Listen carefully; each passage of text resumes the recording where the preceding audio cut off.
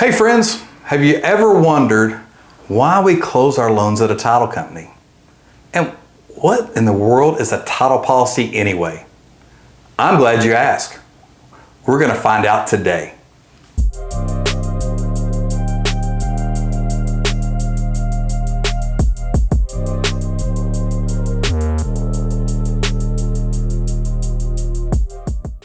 Hey friends, Todd Reynolds here, and welcome to the ToddCast. That's right, the Mortgage ToddCast. Today we're super excited. We're going to talk title companies, title business. What does it all mean? Why do we do it? Why do people have to close at a title company? And I'll be honest, I don't know anything. I don't have any of those answers. But luckily, I know people. And today we have Heather Awtrey with us. Heather is who I go to. She's my go-to closer for my title stuff. She has done tons of stuff for us over the last 5-6 years probably, and a great resource. So welcome to the ToddCast. Thanks, Todd, for having me. Absolutely. First of all, let's find out a little bit about you.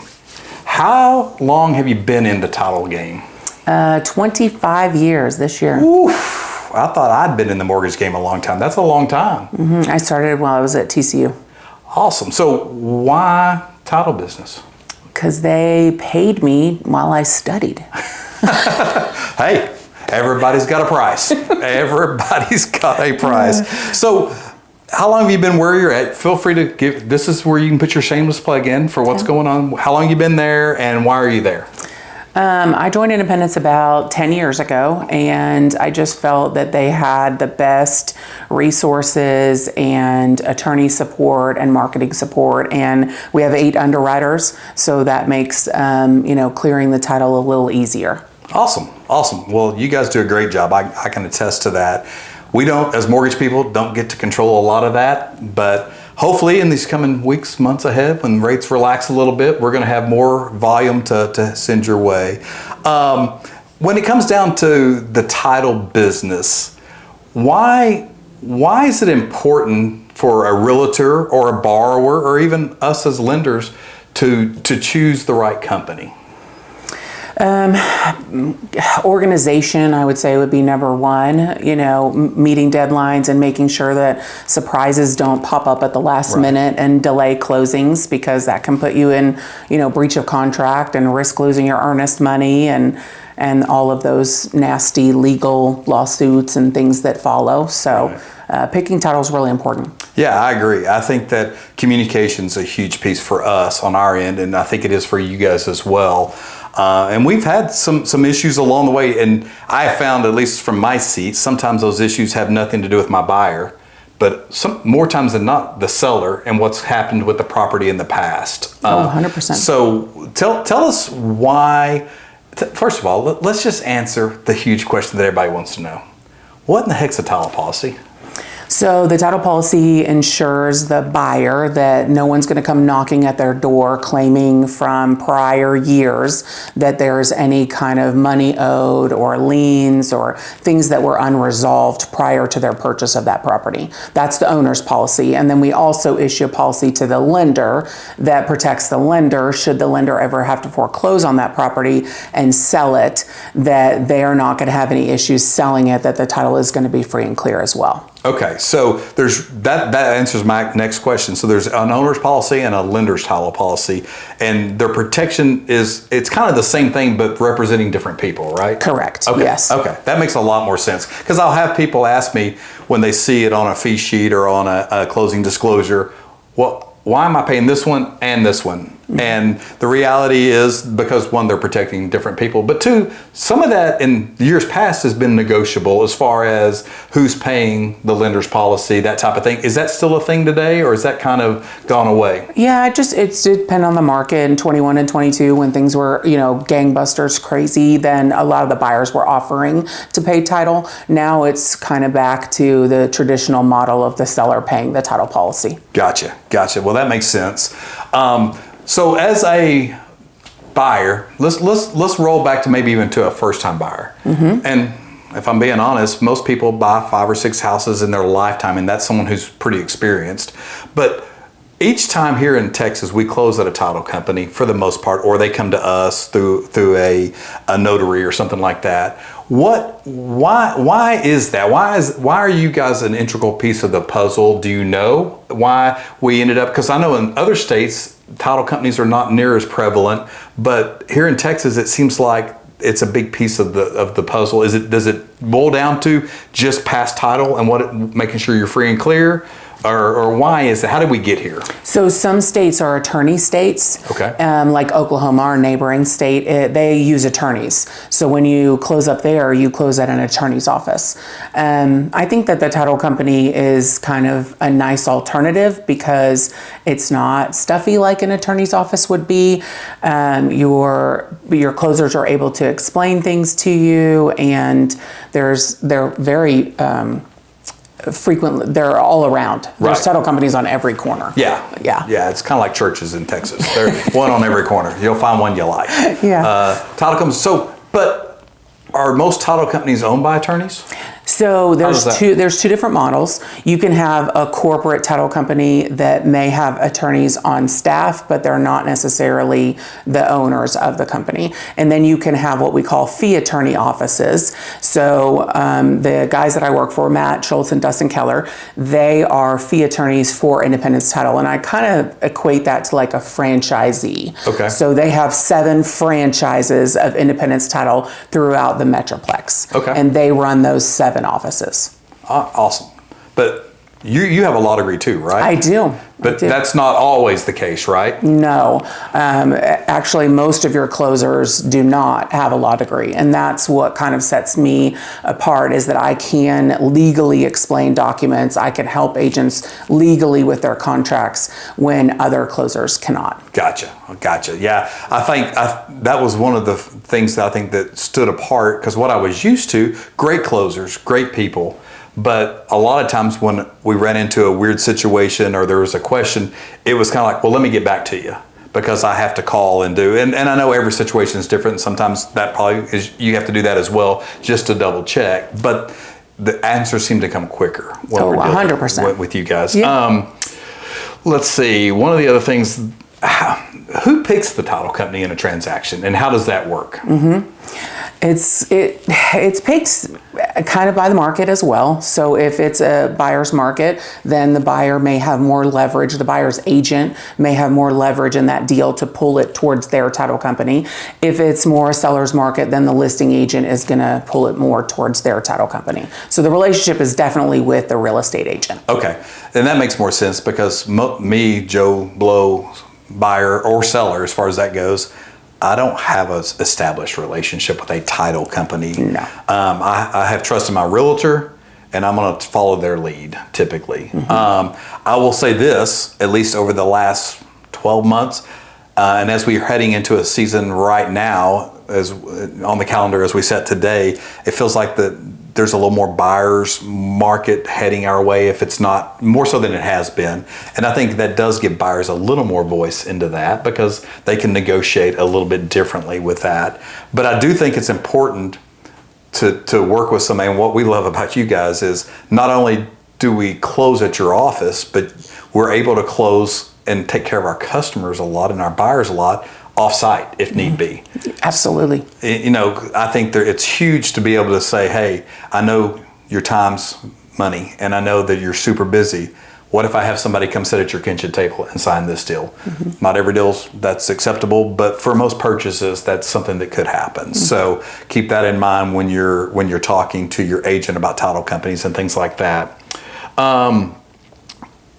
What's the difference, do you think, today, 2025, heading into the market we're heading into, than from your past experience than 5 years ago or 10 years ago, as far as closings, title prep, the things that we used to have to, back when we had fax machines? That was probably even longer than that.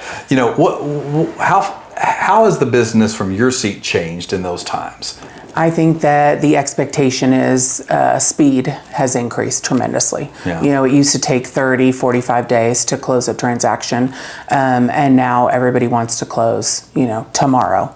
We're in a world where it's immediate, right? Yeah. Amazon can have it on my doorstep this afternoon. Yeah. So, yeah. Well, and Walmart drops it from a drone. From a drone, yeah. So, yeah, exactly. So, and I think HGTV and those things have made it also look super easy, right? So we just have to operate at a faster speed. The challenge with that is you still have to be accurate.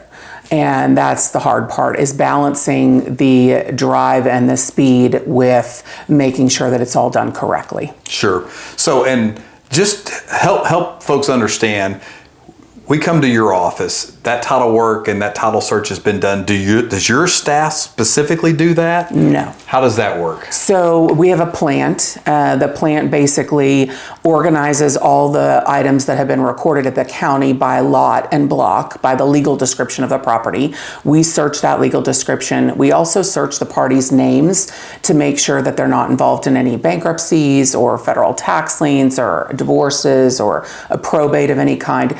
And we compile all those records together to decide what exactly we need to do to get the buyer clear title, to make sure that there aren't any unresolved claims. Okay, so let me switch gears. I represent buyers a lot, but obviously our realtor partners represent sellers a lot. Let's take them one at a time. What can a seller do that's preparing to sell their house in the next 6 to 12 months? Is there something they need to check on? Is there something what can they do to prepare to make sure they don't have problems at the closing table or heading into the closing table? I love that. I wish all sellers and agents did that. It's really just opening title. Okay. To make sure that we don't have any credit cards from years ago that we didn't pay, or, you know, ex-wives that we didn't, you know, get a deed from that we needed to, or grandma didn't, you know, leave a will that was unprobated or something like that. So opening title in advance is a huge benefit. Okay. And that normally falls on the seller side of things, and the correct? Listing, yes, and the seller and listing agent. Okay. Yeah. So from a buyer side, I mean, you're not really in the transaction until you have a executed agreement. Right. Right. So in today and age, speed. We talked about speed. I mean, our closings are happening in 15 to 21 days. So there's not a whole lot of prep time because you don't even know where the property is prior to that date. Right. And so, interesting. That's very cool. Walk us through what happens at closing. Okay. From both the seller side and the buyer side. Absolutely. So we love to close parties in the office just because it does give us the ability to explain all the documents by myself, the attorney. We like to take the closing pictures, right, with a sign. First time, we like to do all that. And we collect IDs to make sure that the parties are who they say they are. We'll collect a cashier's check if they bring a cashier's check, or if they've wired funds, we verify that we have all the money. And if anything is, you know, there's a typo or something, it's easy to reprint there at the office. So while I do love the availability of remote signings, sometimes they do sometimes present challenges. Sure. You can't reprint something at Starbucks. True. So love to close people in the office. Sellers, same thing. They bring the keys in. Sometimes they bring me manuals, and we pass those along to the buyers, and everybody signs. Once all the documents are signed, they're emailed back through a secure portal to the lender for review. Make sure we didn't miss any signatures, and then we get funding authorization from you, and we cut checks and give out keys, and everybody's happy. Then it's time to celebrate. Yeah, it's a great day. That's a good day for all of us. Yeah. Everybody wins then. What are some things that, obviously can't probably get into specifics, but what are some things you've seen over the last 5 or 10 years that really kept you from being able to close on a deal?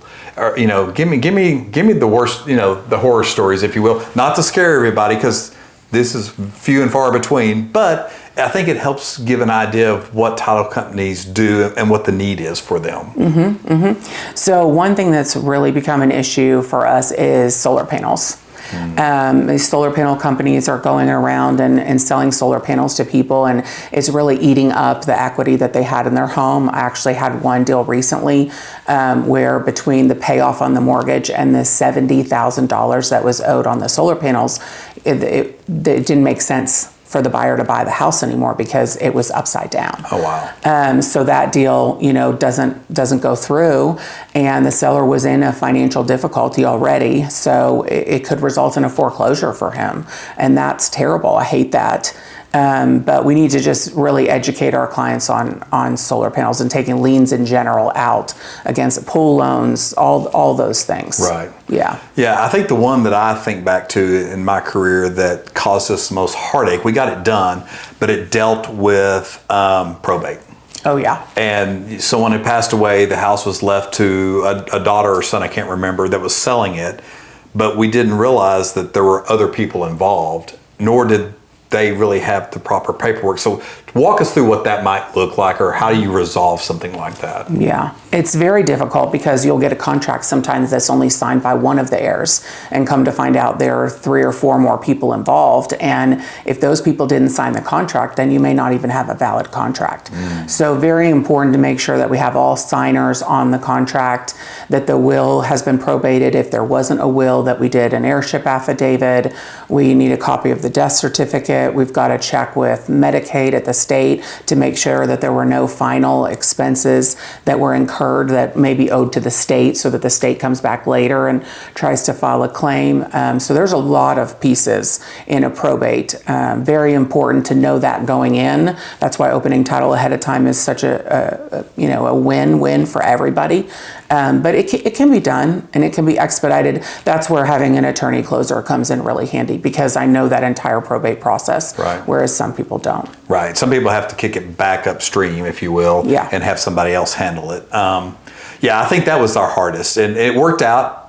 It did delay closing a little bit, but that was, I tell people all the time, I don't make the news, I just report it. And that's kind of one of those things that happened before we were even involved, but this buyer really wanted the house. And so we're going to do all we can. And luckily we have people like Heather that can help us walk through that.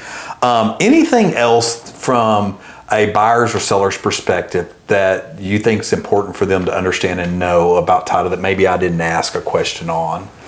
You kind of mentioned, working with the realtors partners. I think that's really important. Your realtors have the ability to direct multiple transactions, because I have some buyers and sellers that will call the title company and they'll try and get like a quote for fees or something like that. And while I applaud their effort, there's very little differences between title companies, because the title insurance itself is regulated by the Texas Department of Insurance. Okay, good. So the rate is set by me that's the same as another title company.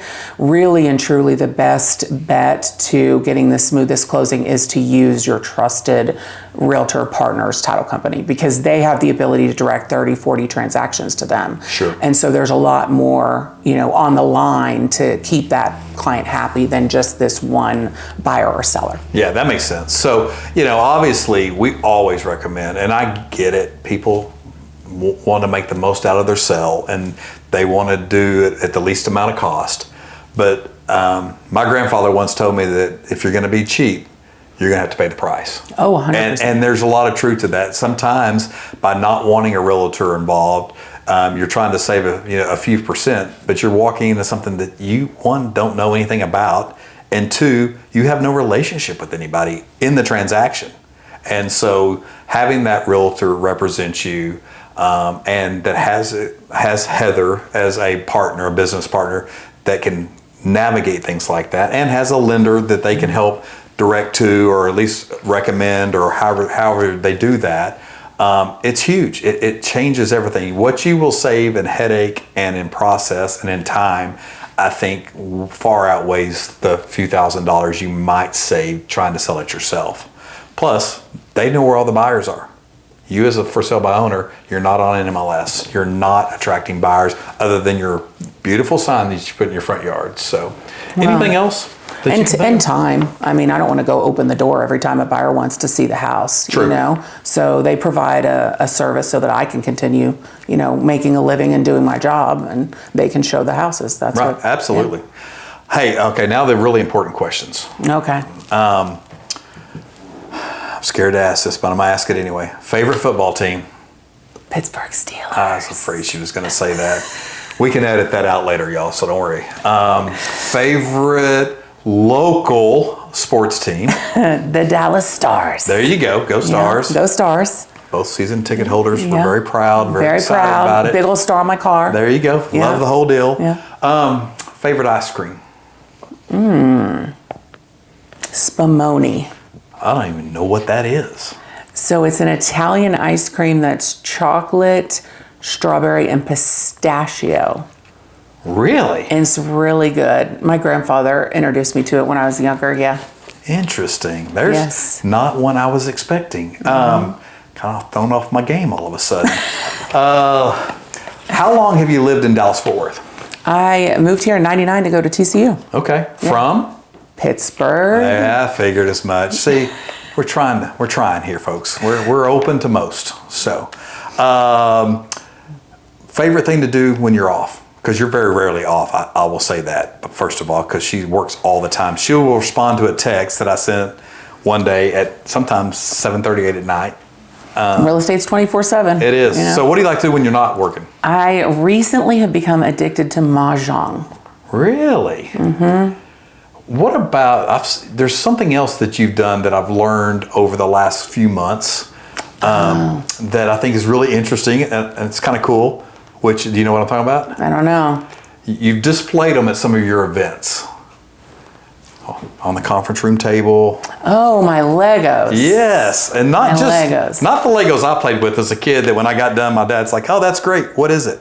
These are the Titanic. Wasn't that one of them? Yes. I don't know why. I've always been obsessed with the Titanic. I saw the movie when it came out. I think I was like 15 or 16 when that movie came out with Leonardo DiCaprio, and went to the grand opening, and I just always was obsessed with that story. Right. You know? And so when I saw the Lego, 10,000 pieces, and a lot more expensive than the Legos I remembered as a kid. Yeah. You know, I just had to build it, and it's so cool because you get to build like each layer, and it separates so you can see the inside and the outside, and yeah, really fun. Yeah, that was cool. Yeah, and my son likes to build Legos too, so he has his table over here, and I have my table, and you can't really build them together, unfortunately, because they're kind of like brick by brick, so he works on cars. Gotcha. He does all the cars. Interesting. Yeah. And obviously your office is in Colleyville. In Colleyville, right down the street, yep. Right down the street. Yeah. So you live in Colleyville? I live close. I live in South Lake. Okay, cool. Yeah. Very cool. Last question. Dream vacation. You don't even have to have been there yet, but it's on your bucket list or someplace you've gone. I want to go to Seychelles. Really? Mm-hmm. What's the draw there for you? The little huts on the water, you know, in the middle, and then there's like nothing around. Yeah. Yeah. Yeah. It's just the plane, the like 20 some hour plane ride that's, you know, holding me back. I tried to get my wife, Kim, to go to one of those resorts that had, and she's like, I don't know what's under there. I don't know what's swimming up. I don't know. I would be perfectly fine with it. Yeah. That's awesome. Well, hey, thanks for taking the time. Absolutely. I know you're busy. Thanks for inviting me. We had to find a week that she wasn't towards the end of the month, that she wasn't closing a ton of stuff, because that's when it gets crazy, I think. I think it's always crazy at her place. But if you guys ever need anything, if you're one of our realtor partners and you're not working with Heather, highly recommend a conversation. Talk to me, talk to her. Love to get you guys connected. If you're one of our past borrowers, you might have closed with Heather. If not, when we do our next transaction, you probably will. All right. And until next time, check us out on our YouTube channel. Also, check us out at the Mortgage ToddCast on Facebook. You're going to see lots of places. We're going to keep putting info up, tidbits. We want to make your next transaction your best transaction. Take the stress out of it. It's already crazy enough, but we want to do all we can, and we can do that with great partners like Heather. So thanks. Thanks, Todd. See you next time.